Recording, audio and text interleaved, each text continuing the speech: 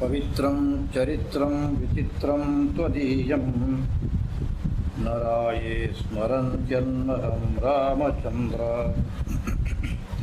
ಭವಂತಂ ಭವಾಂತಂ ಭರಂತಂ ಭಜಂತೋ ಲಭಂತೆ ಕೃತಾಂತಂ ನ ಪಶ್ಯಂತ್ಯತುವಂತೆ ವಿಚಾರ್ಯ ಸರ್ವವೇದಾಂತೈ ಸಂಚಾರ್ಯ ಹೃದಯಾಂಬುಜೆ ಪ್ರಚಾರ್ಯ ಸರ್ವಲೋಕೇಷು ಆಚಾರ್ಯಂ ಶಂಕರಂ ಭಜೆ.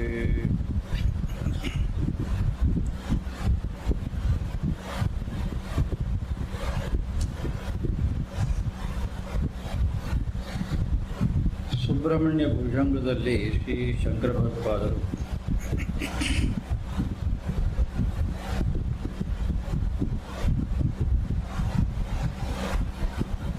ಸುಬ್ರಹ್ಮಣ್ಯನ ಪ್ರಾರ್ಥನೆ ಮಾಡ್ತಾರೆ. ಶರೀರದ ಒಂದೊಂದು ಅವಯವಗಳಿಂದಲೂ ಕೂಡ ನಾನು ನಿನ್ನನ್ನೇ ವಿಶೇಷವಾಗಿ ಅರ್ಚನೆ ಮಾಡುವಂತಾಗಲಿ, ಪೂಜೆ ಮಾಡುವಂತಾಗಲಿ, ಕೊನೆಗೂ ಕೂಡ ಸಮಸ್ತವೂ ಕೂಡ ಅದು ನಿನ್ನಲ್ಲಿ ಲೀನವಾಗಲಿ.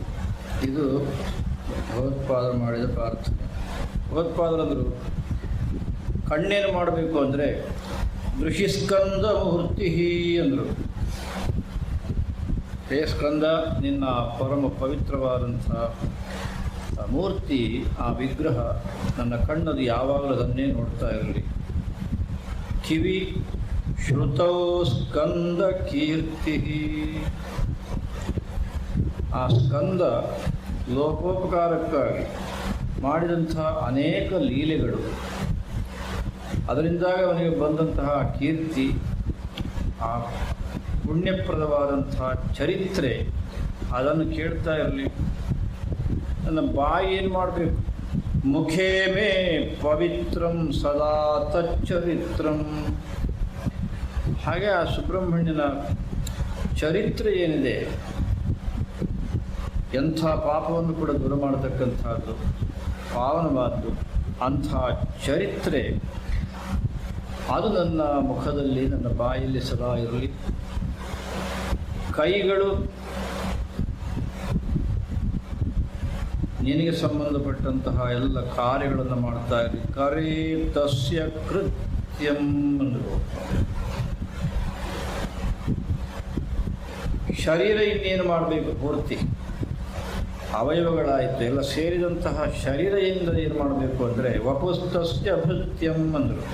ನಿನ್ನ ಸೇವಕನಾಗಿ ಏನೆಲ್ಲ ಮಾಡಬೇಕು, ನಾನು ಅದನ್ನೆಲ್ಲ ನನ್ನ ಶರೀರದಿಂದ ಮಾಡುವಂತಾಗಿ. ಅಂತೂ ಒಟ್ಟಿನಲ್ಲಿ ಹೇ ಸುಬ್ರಹ್ಮಣ್ಯ, ಗುಹೇ ಸಂತು ಲೀನಾ ಮಮಾಶೇಷ ಭಾವಾ, ಅಶೇಷ ಭಾವಗಳು ಕೂಡ ಅಂದರೆ ಪ್ರತಿಯೊಂದು ನನ್ನ ಕ್ರಿಯೆಗಳು ಕೂಡ, ಕರ್ಮಗಳು, ಕಾರ್ಯಗಳು ಕೂಡ ಅದು ಕೊನೆಗೂ ಕೂಡ ನಿನ್ನಲ್ಲೇ ಪರಿಪೂರ್ಣವಾಗಲಿ, ಲೀನವಾಗಲಿ ಅಂತ ಪ್ರಾರ್ಥನೆಯನ್ನು ಮಾಡಿದ. ಮನುಷ್ಯನಿಗೆ ಇದಕ್ಕಿಂತ ಒಂದು ಸುಲಭವಾಗಿ ತನ್ನ ಜನ್ಮವನ್ನು ಸಾರ್ಥಕ ಮಾಡಿಕೊಳ್ಳಿಕ್ಕೆ ಉಪಾಯವನ್ನು ಹೇಳೋದಕ್ಕೆ ಸಾಧ್ಯವ ಅಂತ ನನಗೊಂದು ಎಷ್ಟೋ ಸಾರಿ ಮನಸ್ಸಿಗೆ ಬರ್ತಕ್ಕಂಥ. ಮುಖ್ಯವಾಗಿ ಮನುಷ್ಯನ ಒಂದು ಕೈಯಲ್ಲಿರತಕ್ಕಂಥ ಸಾಧನಗಳು ಇಷ್ಟೇ. ಅಷ್ಟೂ ಸಾಧನಗಳು ಪರಮಾತ್ಮನ ಪರವಾಗಿ ತಮ್ಮ ತಮ್ಮ ಕರ್ತವ್ಯವನ್ನು ಮಾಡಿದ್ದೇ ಆದರೆ ಇವನ ಮನಸ್ಸು ಎಷ್ಟೇ ಅಸಂಖ್ಯ ಜನ್ಮಗಳಿಂದ ಸಂಸ್ಕಾರ ವಾಸನೆಯನ್ನು ಕಟ್ಟಿಕೊಂಡಿದ್ದರೂ ಕೂಡ ಆ ವಾಸನೆ ಪರಿಪೂರ್ಣವಾಗಿ ದೂರವಾಗುವುದಂತೂ ಖಂಡಿತ, ಅದರಲ್ಲಿ ಸಂದೇಹ ಇಲ್ಲ. ಅದಕ್ಕಾಗಿ ಕೊನೆಗೆ ಭಗವತ್ಪಾದರು ಗುಹೇ ಸಂತು ಲೀನಾ ಮಮಾಶೇಷ ಭಾವ ಅಂತ. ಇಲ್ಲಾಂದರೆ ಆ ಭಾವನೆ ಹೇಗೆ ಬರೋದಕ್ಕೆ ಸಾಧ್ಯ? ಸುತರಾಂ ಬರೋದಕ್ಕೆ ಸಾಧ್ಯವಿಲ್ಲ. ಆ ಮೊದಲಿನ 3 ಪಂಕ್ತಿಯಲ್ಲಿ ಹೇಳಿದಂಥ ಕ್ರಿಯೆಗಳು ಚಾಚು ತಪ್ಪದೆ ಕರಾರವಾಕ್ಕಾಗಿ ಆಗ್ತಾ ಆಗ್ತಾ ಬಂದ ಹಾಗೆ ಆ ಕೊನೆಯಲ್ಲೂ ಕೂಡ ಅವಶ್ಯವಾಗಿ ಸಿದ್ಧಿಸುತ್ತೆ ಅಂತಲೇ ಅರ್ಥ. ಭಾಗವತ ಏನು ಹೇಳುತ್ತೆ ಅಂತಂದರೆ, ಆ ಕುಬೇರ ಸಂಪತ್ತಿಗೆ ಒಡೆಯ ಅವನೇ ತಾನೆ. ಸಹಜವಾಗಿಯೂ ಅವನ ಮಕ್ಕಳಿಗೆ ಗರ್ವ, ಅಹಂಕಾರ, ಇನ್ನೊಂದು ಮತ್ತೊಂದು ಬರಲೇಬೇಕು. ಲೋಕದಲ್ಲಿಯೂ ನಾವು ಅದನ್ನೇ ಕಾಣೋದು. ನಲಕೂಬರ ಮಣಿಗ್ರೀವ ಅಂತ ಇಬ್ಬರು ಅವನಿಗೆ ಹೇಳಿ ಮಾಡಿಸಿದವರಿವರು. ಸರಿ ಮಾಡಬಾರದ ಕೃತ್ಯ ಮಾಡಿ ಕೊನೆಗೂ ಕೂಡ ಒಂದು ಶಾಪಕ್ಕೊಳಗಾದರು. ನಾನು ಆ ಕಥೆಯೆಲ್ಲ ವಿಸ್ತಾರ ಮಾಡೋದಕ್ಕೆ ಇಷ್ಟಪಡೋದಿಲ್ಲ, ಬಹುಶಃ ನಿಮಗೆಲ್ಲ ಗೊತ್ತಿರುತ್ತೆ ಅಂತ ನಾನು ಭಾವಿಸ್ತೇನೆ. ಅದಾದ ಮೇಲೆ ಧೋಪ್ ಅಂತ ಶಾಪಕ್ಕೊಳಗಾದವರು 2 ಮರಗಳಾಗಿ ಅಕ್ಕಪಕ್ಕದಲ್ಲೇ ಜನ್ಮವನ್ನು ಎತ್ತಿದರು. ಮತ್ತು ಕೊನೆಗೂ ಪಶ್ಚಾತ್ತಾಪ ಆಗಾಯಿತು, ಓಹೋ ನಮ್ಮ ತಂದೆಯ ಸಂಪತ್ತು, ಇವರದ್ದು ಮಣ್ಣಂಗಟ್ಟಿ, ಇವರದ್ದಂಥದ್ದು ಇಲ್ಲ, ತಂದೆಯ ಸಂಪತ್ತಿನಿಂದಲಾಗಿ ಇಂಥ ಒಂದು ಸ್ಥಾನ ಸಿಕ್ಕಿಬಿಟ್ಟಿದೆಯಲ್ಲ, ಆ ಗರ್ವದಿಂದ ಮಾಡಬಾರ್ದು ಮಾಡಿದ್ದು, ಋಷಿಗಳಿಗೆ ಅವಮಾನ ಮಾಡಿದ್ದು. ಅದು ಈಗ ಸ್ವಲ್ಪ ಪಶ್ಚಾತ್ತಾಪ ಪಡುವಂತೆ ಆಯಿತು. ಆಗ ಕೊನೆಗೂ ಕೂಡ ಇಲ್ಲ, ಮುಂದೆ ಒಂದಿನ ಭಗವಂತ ಬಂದು ನಿಮಗೆ ಕೊಡ್ತಾನೆ, ವಿಶೇಷವಾದಂಥ ಅನುಗ್ರಹವನ್ನು ನೀಡ್ತಾನೆ ಅಂತ ಆಯಿತು. ಅದಕ್ಕೆ ಅನುಗುಣವಾಗಿಯೂ ಎಂಬಂತೆ ಈ ಶ್ರೀಕೃಷ್ಣನ ಕಾಲಿಗೆ ಕಟ್ಟಿ ಹಾಕಿದ್ರಲ್ಲ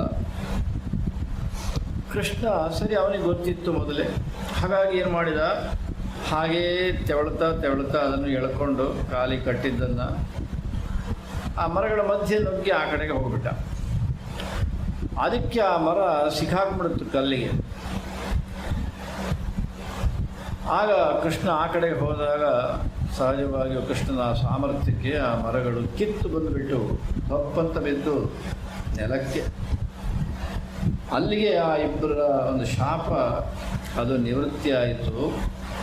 ಆಗ ಈ ನಲಕೂಬರ ಮಣಿಗ್ರೀವರಿಬ್ಬರೂ ಕೂಡ ಮಾಡಿದ ಕೃತ್ಯಕ್ಕೆ ಪಶ್ಚಾತ್ತಾಪವನ್ನು ಪಟ್ಟು ಭಗವಂತನ ಹತ್ರ ಕ್ಷಮೆಯನ್ನು ಕೇಳಿ ನನಗೆ ಅನುಗ್ರಹಿಸು ಅಂತ ಹೇಳಿ ಬೇಡ್ತಾರೆ. ಆಗ ಶುಕ ಮಹರ್ಷಿಗಳು ಹೇಳ್ತಾರೆ, ಆ ಬೇಡಿದ್ದಿದೆಯಲ್ಲ ಅದು ವಾಸ್ತವಿಕವಾಗಿಯೂ ಕೂಡ ಅಮೋಘವಾದಂಥ ಪ್ರಾರ್ಥನೆ ಅಂತಲೇ ಹೇಳಲೇಬೇಕು.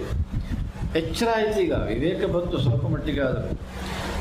ಅದರ ಪರಿಣಾಮವಾಗಿ ಅವರು ಹೇಳ್ತಾರೆ, ವಾಣಿ ಗುಣಾನುಕಥನೆ ಶ್ರವಣೌ ಕಥಾಯಾಮ್ ಅಂದರು. ಋಷಿ ಸ್ಕಂದಮೂರ್ತಿ ಶ್ರುತೌ ಸ್ಕಂದ ಕೀರ್ತಿ ಅಂತ ಭಗವತ್ಪಾದರು.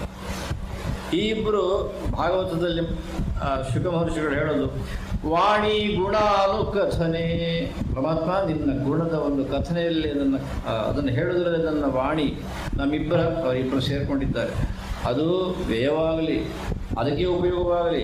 ಶ್ರವಣೋ ಕಥಾಯ, ನಿನ್ನ ಕುರಿತಾದಂಥ ಚರಿತ್ರೆಯ ಕಥೆ, ಅದನ್ನು ಕೇಳುವುದರಲ್ಲಿ ನಮ್ಮ ಕಿವಿಗಳು ತೊಡಗಲಿ. ಹಸ್ತೌಷ ಕರ್ಮಸು, ಕೈಗಳಿಂದ ನಿನ್ನ ಕರ್ತವ್ಯ, ನಿನ್ನ ಪೂಜೆ, ನಿನ್ನ ಅರ್ಚನೆ ಮೊದಲಾದ್ದು ಮಾಡುವಂತೆ ಆಗಲಿ. ಮನಸ್ತವ ಪಾದಯೋರ್ನಃ ಸ್ಮೃತ್ಯಾವಂತ ಇನ್ನೊಂದು, ನಮ್ಮ ಮನಸ್ಸಿನಲ್ಲಿ ನಿನ್ನ ಪಾದದ ಸ್ಮರಣೆ ಸದಾ ಇರುವಂತೆ ಮಾಡು. ಶಿರಸ್ತವ ನಿವಾಸ ಜಗತ್ ಪ್ರಣಾಮೆ, ಇಡೀ ಜಗತ್ತೇ ನಿನ್ನ ಶರೀರ, ಅಂಥ ಜಗತ್ತಿಗೆ ನಮಸ್ಕಾರ ಮಾಡೋದ್ರಲ್ಲಿ ನಮ್ಮ ತಲೆ ನಮ್ಮ ಕೆಲಸವನ್ನು ಮಾಡಲಿ. ಇನ್ನೊಂದಿದೆ ಕಣ್ಣು, ದೃಷ್ಟಿ ಸದಾ ದರ್ಶನೇ ಅಸ್ತು ಭವತ್ತನು ನಾಂ. ಸಜ್ಜನರು ಸಾಧುಗಳು ಅಂದರೆ ಈಗ ನಮ್ಗೆ ಅರ್ಥ ಆಯಿತು. ಇದು ನಲಕೂಬರ ಮಣಿಗ್ರೀವರ ಮಾತು ನೋಡಿ, ಇದು ಭಗವತ್ಪಾದದಲ್ಲಿ ಹೇಳಲಿಲ್ಲ. ಭಗವತ್ಪಾದರು ಗುಹೇ ಸಂತುಲೀನ ಮಮಾಶೇಷ ಭಾವ ಅಂದರು. ಆದರೆ ಇಲ್ಲಿ ಪ್ರಸಂಗ ಹಾಗಿಲ್ಲ, ಇಲ್ಲಿ ಪ್ರಸಂಗ ಸ್ವಲ್ಪ ವಿಚಿತ್ರ ಪ್ರಸಂಗ ಇದೆ. ಅದಕ್ಕಾಗಿ ಕೊನೆಯ ಪಂಕ್ತಿ ಏನಿದೆ ಅಂತಂದರೆ ಅವ್ರು ಹೇಳ್ತಾರೆ ಇಬ್ಬರು, ಅಲ್ಲ ಕೊನೆಗೂ ತಾತ್ಪರ್ಯ ಅಲ್ಲೇ ಇರಬಹುದು, ಆದರೆ ಇವರಿಗೆ ಜ್ಞಾನೋದಯ ಇವರು ಮಾಡಿದ ಮಹರ್ಷಿಗಳಿಗೆ ಮಾಡಿದಂಥ ತಪ್ಪು ತಾನೆ, ತಪ್ಪು ಕಾರ್ಯಕ್ಕಾಗಿ ಶಾಪಕ್ಕೊಳಗಾದ್ದು. ಈಗ ಹೇಳ್ತಾರೆ ಭವತ್ತನು ನಾಂ ಸತಾಂ ದರ್ಶನೆ ಅಂತಾರೆ. ಸಜ್ಜನರ ಶರೀರ ಅಂದರೆ ಅದು ನಿಂದೇ ಶರೀರ ಪರಮಾತ್ಮ. ಓಹೋ, ಮತ್ತು ಮೊನ್ನೆ ಅಂತ ಮಾಡಿದ್ದು ಇದು ಪರಿಸ್ಥಿತಿ. ಈಗ ಹೇಳ್ತಾರೆ ಕೃಷ್ಣನಿಗೆ, ಅದು ನಿನ್ನದೇ ಶರೀರ, ಆದ್ದರಿಂದ ನಮ್ಮ ದೃಷ್ಟಿ ಅಲ್ಲೇ ಅಸ್ತು ಅಂತ, ದರ್ಶನೇ ಅಸ್ತು. ಅವರ ದರ್ಶನವನ್ನು ಮಾಡೋದಲ್ಲೇ ನಮ್ಮ ಕಣ್ಣುಗಳು ಅದು ಕೆಲಸವನ್ನು ಮಾಡಲಿ. ಇಷ್ಟೇ ನಮ್ಮದು ಪ್ರಾರ್ಥನೆ ಅಂತ ಕೇಳಿಕೊಂಡಂತೆ ಈ ನಲಕೂಬರ ಮಣಿಗ್ರೀವರು. ನಾವು ವಿಶೇಷವಾಗಿ ಗಮನಿಸಬೇಕಾದ್ದು, ನಮ್ಮ ವಿದ್ವಾಂಸರ ಪ್ರಕಾರ, ನಾನು ಮತ್ತೆ ಉಲ್ಲೇಖ ಮಾಡ್ತೇನೆ, ಇದರ ಕಾಲ ಯಾವ ಇತ್ಯಾದಿಗಳು ನಾನು ನೋಡೋದಕ್ಕೆ ಹೋಗೋದಿಲ್ಲ, ಅಲ್ಲಿ ಹೇಳಿದ ವಿಚಾರ ಏನು ಅನ್ನೋದೇ ನನ್ನ ಮುಖ್ಯ ವಿಷಯ. ಆದರೂ ವಿದ್ವಾಂಸರು ಮಾಡಿದ್ದನ್ನು ವಿಚಾರ ಮಾಡಿ ಹೇಳೋದಾದರೆ, ಈ ಶ್ರೀಮದ್ ಭಾಗವತ ಇದು ಭಗವತ್ಪಾದರ ಅನಂತರದ್ದಿದು ಅಂತ ಒಂದು ವಿಚಾರ ಅವರದ್ದು. ಒಂದು ವೇಳೆ ಹಾಗೆ ಇಟ್ಟುಕೊಳ್ಳದೆ ಯಾವುದಾದರೆ ಆಗ ಭಗವತ್ಪಾದರ ಉಪದೇಶ, ಭಗವತ್ಪಾದರ ಆ ಒಂದು ಮಾಡಿದಂಥ ಸ್ತುತಿಗಳಲ್ಲಿ ಬಂದಂಥ ಅಂಶಗಳು ಅಥವಾ ಬೇರೆ ಗ್ರಂಥಗಳಲ್ಲಿ ಬಂದಂಥ ಅಂಶಗಳನ್ನು ಶ್ರೀಮದ್ ಭಾಗವತ ಹೇಗೆ ಇಟ್ಟುಕೊಂಡಿದೆ ಅಂತ ನಾವು ಯೋಚನೆ ಮಾಡಬಹುದು. ಹರ ನಮಃ ಪಾರ್ವತೀ ಪತಯೇ ಹರ ಹರ ಮಹಾದೇವ. ಸೀತಾಕಾಂತ ಸ್ಮರಣಂ ಜಯ ಜಯ ರಾಮ.